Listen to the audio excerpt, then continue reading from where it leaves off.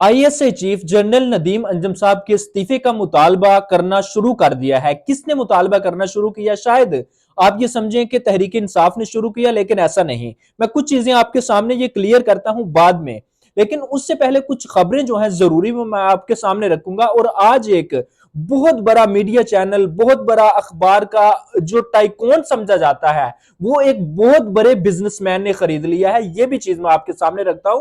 और इसमें पाकिस्तान की सियासत पर बहुत ज्यादा असरात मुरतब होंगे जब ये मीडिया चैनल एक बिजनेसमैन के हाथ चला जाएगा। ये तमाम चीजें मैं आपको बताता हूं, लेकिन कुछ खबरें मैं आपके सामने रखूं।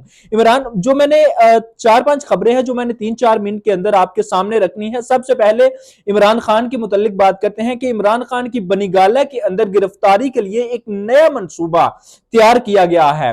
और ये मंसूबा ये है कि 90 दिन के अंदर इलेक्शन करवाए जाएं, ताकि उन 90 दिनों के अंदर इमरान खान को गिरफ्तार किया जाए। जब वो गिरफ्तार होंगे, कुछ दिन वो अंदर रहेंगे, वो इलेक्शन की कैंपेन नहीं कर सकेंगे। तो इस वजह से उनकी सियासी जो सियासी सियासत है उसको नुकसान पहुंचाया जा सकेगा।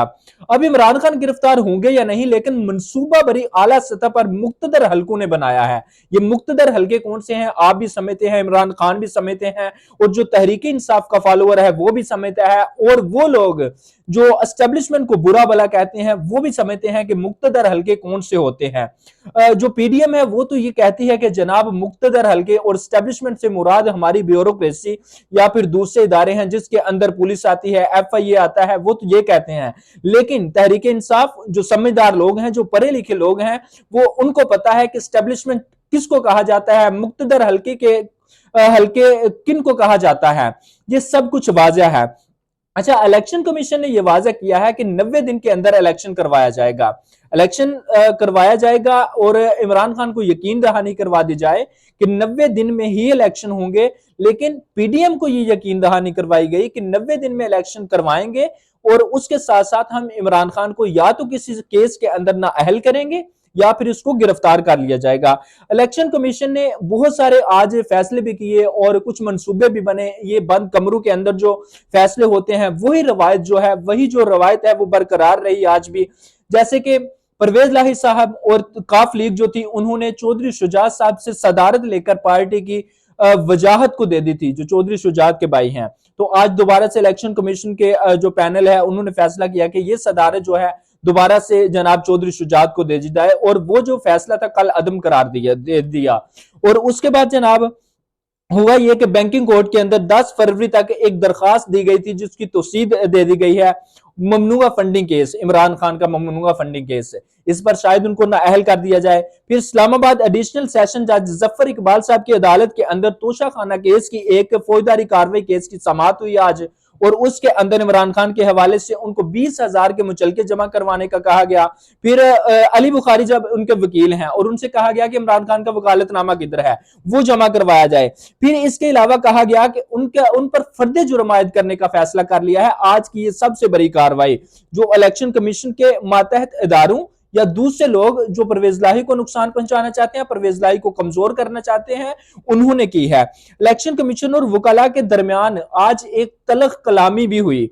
अच्छा, अब बात कर लेते हैं जनाब की पहली जो मैंने बात आपसे की थी कि डीजी आईएसआई जो फैज जो नदीम अंजुम साहब हैं, जनाब जनरल नदीम अंजुम साहब, उनके इस्तीफे का मुतालबा किया जा रहा है। ये कुछ फेक अकाउंट्स हैं और जिससे मुतालबा किया जा रहा है, शायद इसके अंदर पीडीएम शामिल हो, शायद इसके अंदर पीटीआई का सोशल मीडिया विंग शामिल हो, क्योंकि सोशल मीडिया विंग से ये खबरें चलाई जा रही हैं। और सोशल मीडिया विंग जो है, जैसा कि मैंने कल भी कहा था कि आर्मी के खिलाफ प्रोपेगेंडा हो रहा है, और आज भी ये बहुत ही जोरों शोर से प्रोपेगेंडा जारी है।